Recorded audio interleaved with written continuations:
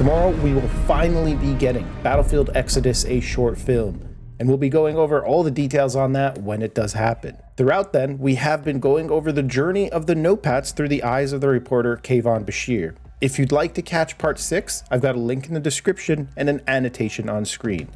This is part 7, Rerouted. The date is October 10th, 2042, off the coast of Sierra Leone. The MFS-04 Exodus is an Arleigh Burke-class destroyer, under the command of the former US Marine. Yes, Notepats are sailing warships now. It's a sign of things to come, and one more reason it's time for this adventure to come to an end. I'm in my barracks packing up before we dock in Freetown Port. From there, I'll fly to Cairo and start my new life, a position with Senseico Agritech Corporation Communication, the same Senseico that used a private army to squash a riot outside its walled farm last year, the same Senseico whose pineapples went clang. I'm selling out, dear reader. 13 months of fearing for my life has shot my nerves. I wanted to understand the Notepats, not die as one. If I don't get off this boat now, I fear I may not have a choice. While my home country is a dust bowl, Egypt boasts a story of renewal. In 2038, as the world's traditional breadbasket failed, Senseico Agritech perfected a two-part system to replace them. The first was genetically modified crops that thrived in the most arid of climates. The second was a revolutionary desert irrigation project. Why did Senseico choose Egypt for their farm of the future? A motivated workforce, says McKay, who spent time in the region.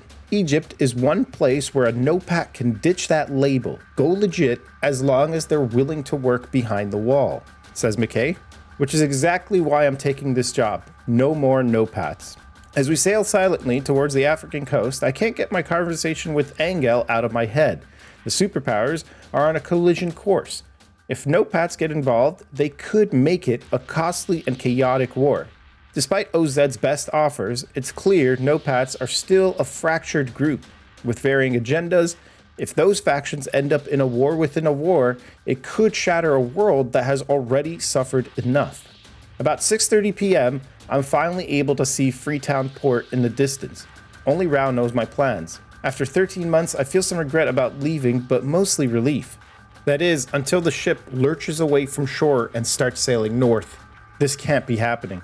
I run to the bridge frantic, looking for answers. Sure enough, the old telegraph machine has sparked to life, encoding new instructions from OZ, making my choice for me. Moments later, the captain barges past me on his way onto the bridge. The last thing I hear before he slams the door is a garbled voice on the comms as Freetown Port grows smaller in the distance. "We have one shot at a new future, and we're going to take it," the voice says.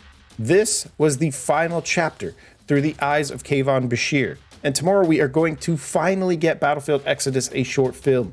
So if you guys would like to catch the details on that, do subscribe and turn the bell on to be notified. And also let me know in the comments what you guys have thought of this story leading up to it and what you think is going to happen in Exodus. The only information I have is that it's going to happen in the UK. So let me know, and I'll catch you guys tomorrow.